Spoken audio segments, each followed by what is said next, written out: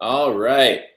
Hello, everybody, my brothers and my queen. I am going to do a quick sort of practice presentation of a portion of kind of like a slide deck that I didn't show last time. So I'm going to screen share now.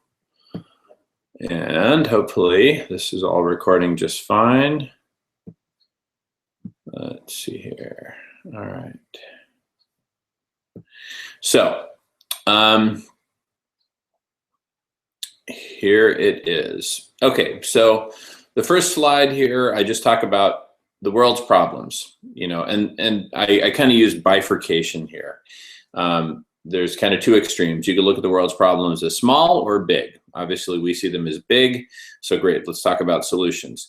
Well, can we solve the world's problems with millions of independent fragmented solutions, or do we need big global holistic solutions? And I'm going to rely on our good translators, Caleb, Takashi, Yuki-san, to help us out with translating some of these big words. And so if we're going to have big global solutions, do we want to use a big global holistic framework, or which is what we're going to be presenting here? Or are there other global holistic solutions or frameworks? If so, tell us. So that's kind of the spirit here. This is just sort of a dialectic. We're having a little dialogue here with the audience, whoever the audience is. And you can see, as compared with the other slides, these are hand-drawn slides just to get the concepts across. All right, next slide. We've got at the big picture, so we're building, let's go back for a second. So there's something that we're calling the global holistic framework, or the whole world framework. Actually, the whole world framework is the name that we're giving it. It's just sort of an operating name. We're not going to try to brand it or anything like that, because there'd be too many conflicts with other stuff. But it is a global holistic framework. So what it is a global holistic framework, and the name is the whole world framework. All right, so what does it consist of? So going back to the beautiful poster that Yuki-san put together of a new partnership between people, nature, and machines, here we're focusing on a synergy, a dialectic between people and machines.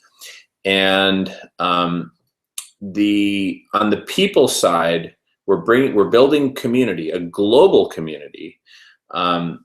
And starting with the United States and Japan as the two initial pillars, but will over time extend to other countries around the world, and that's where it really becomes just even more magical. But we're going to be having global conversations about global transformation, about solving the world's problems. And that's on the people side. On the machine side, we're going to be doing what we call global holistic modeling, and I'll talk a lot more about that in the next few minutes. And you see the blue arrows in between with the green circle around them. This represents the dialectic, or the dialogue, the conversation between people and machines. And the taxonomy is the common language, the taxonomy. And for that, refer back to the previous presentation about the different topics and subtopics, all the information. The taxonomy is a key part of the structure of the higher form of intelligence.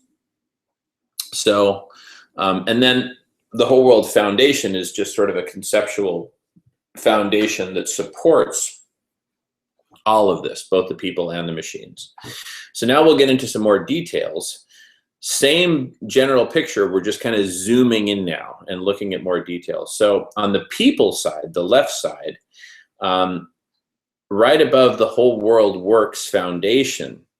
So we're calling the whole world foundation, we're calling it the whole world works is another name for it. It's like there's kind of a nice double entendre where whole world works, kind of like Bavarian Motor Works or BMW. It's kind of like a big factory cranking out solutions, literally solutions to the world's problems as a higher form of intelligence. And it's also has the meaning, hey, a whole world works, a world that works. Right now we have a world that's broken, a world that doesn't work. Here we're talking about a world that works. And so on the people side, on the left side, you have Radish at the bottom. We think of this as the people stack, kind of like a stack of software. where you have like an operating system at the bottom, and then an application on top of that, and then a specialty application built on top of that. Anyway, you can build kind of like a tower. It's sort of like that. So Radish is the social network. And out of Radish emerges CCC. In other words, out of the collaboration and the community within Radish, we're building the CCC standard, Certified Compassionate Company. Then ECO on top of that becomes making that global standard of CCC specific for the cannabis and hemp industry. And then Sato Hemp becomes the first CCC certified and or ECO certified brand. And then Sato Hemp would become the first of the Robin Hood brands, which is a group of brands selling to the rich and giving to the poor.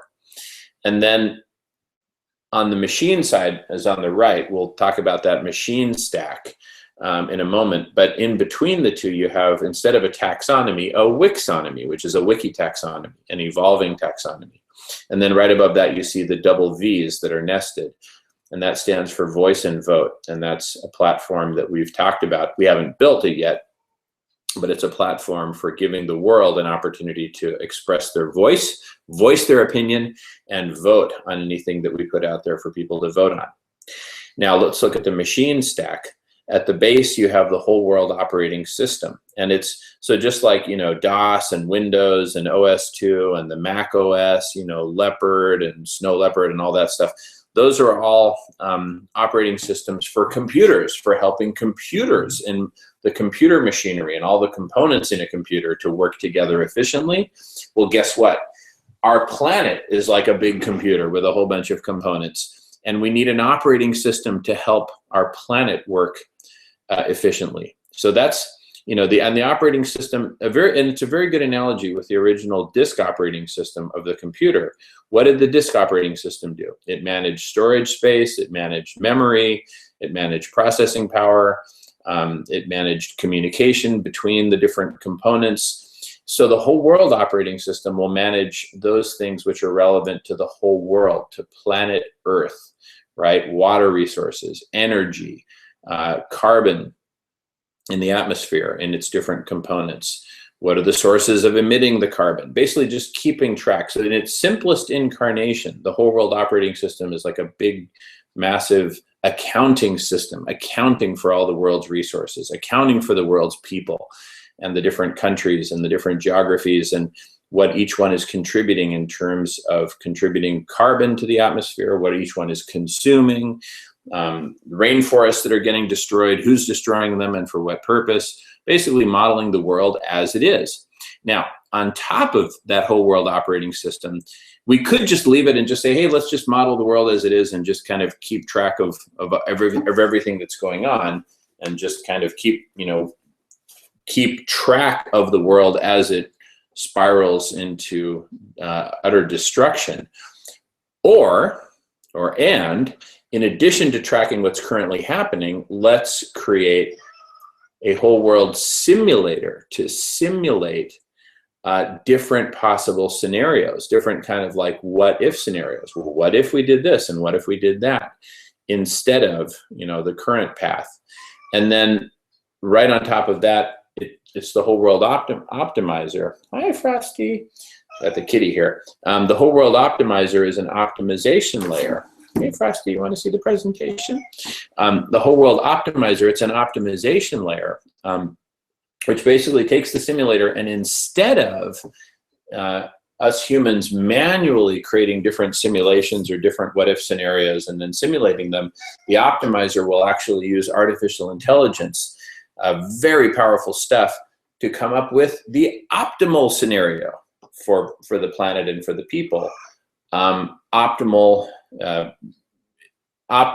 only really has meaning relative to a well-defined objective function or composite goal for the entire planet and all its people. Leveraging that, we can come up with the optimal plan. At the very top of the stack is the whole world plan. What kind of a world do we want to live into? What is the plan that will take us there? And that plan will actually help drive CCC, the standard of CCC. And just as ECO makes CCC specific for the cannabis and hemp industry, we'll have other organizations and bodies of intellectual property for making the CCC standards specific for other industries, right? I know I just said a mouthful there, but that's one of the great things about recording this. I can just talk and talk, and you can pause and replay or whatever. So anyway, that's the big picture. And what I've just talked about is the dialectic between the two. So you have the plan built on the machine side, and then that plan gets implemented on the human side with CCC and with great compassionate companies such as Sato Hemp. In other words, the whole world plan, I'm assuming, will call for a lot more hemp production for a lot of reasons, including sequestering carbon and reversing desertification. And then that translates directly to the apparel industry, to building materials industry, pulp and paper industry, a whole bunch of different industries that will benefit from hemp, that will use hemp. Okay, so going on to the next slide. So this is now on the machine stack. You've got the whole world operating system blown up a bit bigger. And then on top of that is the simulator layer. And this is kind of an important but kind of subtle point about simulators, is that we're going to build these simulators using a bunch of components, and the different rectangles there represent different components. So on the far right, you've got the global climate model, and there's a bunch of different global climate models. There's not just one. And the subtle point is that having a plurality of different components, and therefore a plurality of different simulators, that's very, very important, because people they don't like to have just one simulator forced down their throat. They want to be able to play with different components, play and create different simulators. And ultimately, the proof will be in the pudding. Whichever simulators do the best job of predicting the future, will be the ones that will be come to be most widely used for creating different scenarios and simulating different scenarios. On to the next slide. So for any given simulator, another way of calling it is a global holistic model of planet Earth and all of its resources and all of its people, we'll be able to put different inputs into the model, different policies, government policies, industry policies, different strategies, different tactics. And so all those go into the simulator. This is still at a very high level of conversation. In reality, this would be huge amounts of detail. I mean, many, many terabytes of detail would go in. The global holistic model would do its job. The simulator would do its job. And the outputs would then be on the right-hand side. You know, what's the net? What are the net carbon? Are CO2 levels increasing or decreasing? Is the sea level rising or falling? Or is it stable? What happens with world population? What happens with poverty, with prosperity, with the economy, the risks of war, etc. So, I mean, this is truly a global holistic model where everything is at stake. Everything on Earth is at stake. So, on to the next slide. And then around that, in the upper left, I show just conceptually the optimization layer surrounding the model. You know, so managing both the inputs and the outputs. And out of this, the optimization layer will determine the optimal set of inputs, rather than us manually creating those inputs and testing different scenarios. We'll use artificial intelligence to generate the optimal set of inputs, which generate the optimal set of outputs. Think outcomes, optimal set of outcomes for the planet. And you can think of this sequentially, because you can imagine an optimal set of outcomes for 12 months from now, which then becomes the starting point for the optimal set of outcomes for 12 months after that, and then 12 months after that. And so we can do it 1 year at a time, 1 month at a time, 1 decade at a time, depending on whoever's doing the simulating and what model they choose, and how, you know, fine-grained, how far-reaching into the future they want to model. Do they want to model for short-term, long-term, medium-term, or all of the above? Next slide. And this is one that I included in the previous presentation, where it shows conceptually the Earth on the upper left is on a death spiral. So that downward spiral is the death spiral that the planet is on currently. And if we don't do anything radical or radish to change it, then we're just going to continue down this death spiral until, you know, there's just utter chaos, misery, mass starvation, war, just utter destruction of the planet. Or we can do as the blue dotted line suggests, we can break away little by little at first, think of the exponential dominoes, break away towards a path towards utopia. We can create an optimal path and then follow it and use triple C as the new standard for the global economy, which people can then choose to buy triple C or not. And of course, our belief, our conviction is that as we tell our story and as we do the modeling and reveal to planet Earth the default path to devastation that we're on, as well as the possibilities for turning it around, people will naturally do the right thing, which is to buy compassionate, buy triple C, buy Sato hemp instead of Nordstrom apparel, for example. On to the next slide. So again, humans on the left, machines on the right, and now I'm just kind of filling in more details, more information. So what do humans do? Humans collage. It's kind of a way of thinking about it. They put together different pictures, different stories, different scenarios. They talk about them in a very human way. But they put what they're talking about and what they're creating in sufficient structure that with the dialectic or the dialogue between machines and humans, the machine side, the global modeling side, can understand what the humans are trying to collage in their very imperfect ways, make it precise, optimize it, model it, optimize it, and then you see in the upper right that kind of recycling symbol stands for creating a sustainable plan for the planet, a path towards utopia. And of course, the dialectic is crucial because this isn't going to happen in just one fell swoop. Think again back to the exponential dominoes. We're going to be developing our ability to collage and converse and have conversations and build community on the left-hand side. We're going to be evolving those capabilities while simultaneously on the right-hand side, we're going to be evolving the whole world operating system, the global holistic models, et cetera, et cetera. So it goes back and forth until we finally get it right.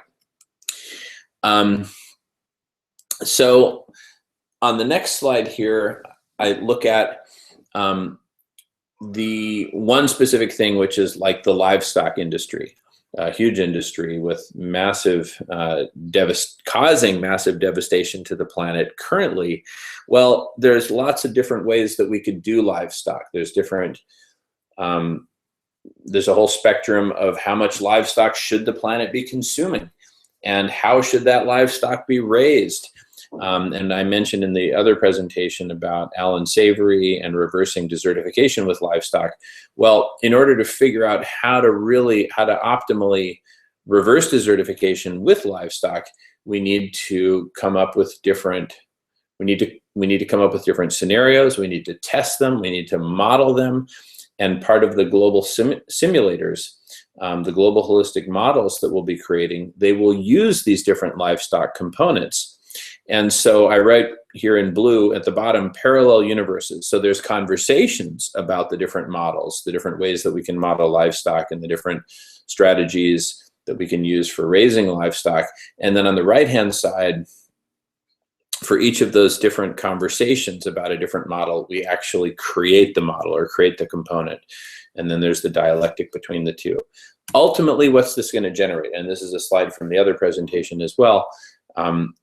We're gonna define sustainable beef on the right, and everything else is unsustainable beef. We bifurcate. We're gonna bifurcate the livestock industry. So when you go to the grocery store, if it's triple C, you know that it was raised in a sustainable way. That's reversing desertification, and therefore reversing climate change. If you're buying anything else that's not triple C, then it's bad. It's really bad, and basically boycott it, right? You see the power of once we get some momentum behind triple C, we can use it to transform every single industry on Earth. Next slide, I talk about the synergies. So now we're just talking at a big high level. There's no left side, right side here. I'm just kind of globbing stuff together. So what are the synergies going to be like for the different, well, I'll just kind of go through one by one. So triple C in the middle there. there's the story of Triple C, Certified Compassionate, and that contains the story of Radish to the lower left, the dialectic, the collaging between people, and then to the left and above that is the story of the whole world operating system, WWOS, the modeling, the optimization, this whole notion that we can have an optimal plan for planet Earth. There's the bifurcation of the global economy, the hope that all this creates, that this is actually, wow, this is, you know, it's pretty radical, but it is a plan for how we can save the planet Earth and save humanity. Lifestyle brands like Sato Hemp, all this will be very controversial. And at the very bottom, I write the unexpressed consumer need. What is the unexpressed consumer need? The unexpressed consumer need that I'm referring to, and this is the most powerful force in marketing, is when you can tap into a need that people have that's not being expressed, mainly because there isn't really a way that anyone sees for how to satisfy that need. The unexpressed need is the need that each of us has to see to it that everyone is okay, and that the planet is okay, that our home is okay. And we get to wake up that need like a seed, like a dry seed that's been sitting in someone's drawer for years. We get to take it out, water it, give it light, give it warmth, give it soil, and boom, it gets to pop open and become a beautiful plant, a flower, a beanstalk, whatever your analogy.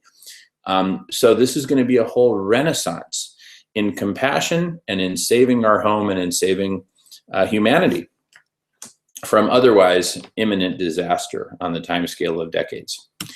Next slide. So we talk about a higher form of intelligence. In the previous presentation, I talked about that. Here, I just want to both review and also expand upon it. So processing power is a huge one. That's in the lower left. Millions of users with a common aim.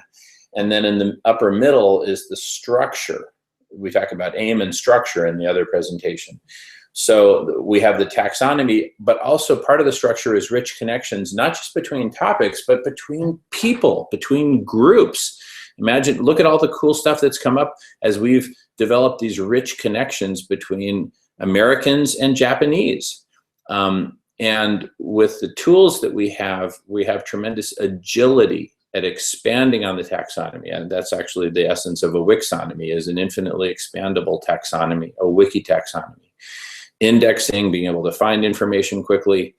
And to the lower right, we talked about perfect memory afforded by Google Hangouts that are recorded onto YouTube videos like what we're doing right now. This is a monologue, obviously, not a conversation, but it's so much richer when it is a conversation. So we'll do that soon enough. And then in the upper left, there's a new thing here, which is parallax. It's intimately related to structure. But by having different perspectives from different countries, from different age groups, from different industries, different academic disciplines. This guy, I had lunch with Nathan Mervold, who was the former CFO, not CFO, Chief Technology officer at Microsoft. He says that perspective is worth 30 IQ points. And so with the rich taxonomy, we get way bigger, way richer perspective and parallax than even what he was talking about. And I made that point to him over lunch a week and change ago. And then another one that's new is over to the far right, bionomical signaling. This comes from the book Bionomics. Actually, the author doesn't really talk about bionomical signaling in the book, but outside the book, we've had conversations where he shared with me about that. But voice and vote, it gives all of humanity a way to express their opinions and vote and really get the pulse of where humanity is at. That helps us in terms of marketing, in terms of PR, in terms of lifestyle brands, in terms of the whole story. Where do we need to take the story to bring humanity along with us? And next slide, just kind of another view of the whole thing, where in the middle you have the taxonomy, and then you see like what look like radio waves coming from the middle to the lower right. as people talk about things, as this higher form of intelligence, as we've talked about, which is very much on the human side, that whole higher form of intelligence, yes, it uses technology, but really we're talking about connecting humans together to create a massively higher form of intelligence than anything we've seen so far. That intelligence then transmits and translates to the machine side. We're essentially taking that intelligence and the output of that intelligence and creating new machinery in the form of software, in the form of computers, in the form of models, simulators, operating system, optimization layers, and the whole gamut. Everything that's on the machine side is ultimately created by humans. And so, hey, Frosty. So this just kind of shows pictorially how the higher form of intelligence on the left translates to machine intelligence on the right, and then the dialectic between the two. You just have a tremendous virtuous cycle that will be crucial to solving all the world's problems, which are generally regarded as wicked problems, really hard problems like climate change. That's a wicked problem. Population, poverty, hunger, these are wicked problems. Next slide, we talk about the synergies, the story, the extent to which the story is compelling, and we've got a lot of evidence that it is. Just look at the reactions from our last hangout. That story will beget community. More and more people will come and say, wow, I heard about this cool stuff that the Satos and the Americans and, they're all working together on this, and then that community begets a higher form of intelligence, which in turn begets solutions for, in the very bottom, orchestrating the bifurcation of the global economy and creating stuff like CCC. I have a lot of faith in CCC as a great platform, but it doesn't have to be the only one. There can be a lot of other things that we create, a lot of other solutions and meta solutions, all of which will have impacts like ending hunger, which then feeds back into the story, and the virtuous cycle just goes and goes. Next slide. We can eradicate hunger. We don't have to transform the whole economy to eradicate hunger. With less than 1% of the global economy going compassionate, going CCC, and therefore less than 1% of the profits of the global economy going to eradicate hunger, we generate over 50 billion per year to eradicate hunger. So we can do this in baby steps. That's a pretty small slice of the global economy. And again, with the synergies, we can get there, little by little. At first, we'll be selling, a few 100,000 worth of Sato hemp, then a few million, then a few tens of millions. And then by then, other compassionate companies will form, other compassionate entrepreneurs will jump in. And the virtuous cycle will kick in. So the rise of CCC, how are we going to get it to rise? Well, the story of Sato hemp, the social transformational aspects, the environmentally transformational aspects, all profits to eradicating hunger. Wow. So that stokes the virtuous cycle, part of which is a documentary television series that we're going to be showing about the whole thing. And how cool will it be? This international story, these super cool, super cute people coming up with all these great products, and Takuya-san and company just coming up with these amazing products, and they're eradicating hunger. I mean, it's just like so cool. That's why I read at the bottom, like, any questions? I mean, how cool do you need it to be? Next slide. So the next slide, I just, talk about the different synergies between all these different things. That's kind of self-explanatory. But in the the top part, we talk about falling in love with life again. I mean, right now, a lot of people are pretty down on life because we're destroying the planet and we're destroying humanity. We're destroying our own future. This gives people hope and inspiration for the future. And yes, joy and love for life and for people. And and the loving community that we're going to be creating. Last slide. So shared perspectives contribute to a unified aim. Ultimately, we're going to resolve our differences, build consensus, and build a grand unified aim for the entire planet, which is vital for a higher form of intelligence, like we talked about in the previous presentation. So with that, I think I will go back to face-to-face mode, and now you can actually see Frosty the kitty. Hello, Frosty. Come here, Frosty. Here, I want the people to see you, Frosty. Come here, Frosty. Come here, Frosty. This is Frosty, right? Frosty's going to be part of the higher form of intelligence. Yeah, right, but you're part of a higher form of intelligence. Frosty. So, there you have it. Anyway, this was all practice. Thank you for watching. And I'm really excited to have these conversations with all of you. So let's just, maybe we can talk about some of this on the next Hangout. Maybe we can record some of this on the next Hangout. And also let's do the same thing for the other presentation, the big presentation that we did last Saturday. So thanks all for watching and look forward to our upcoming Hangout. See you all soon.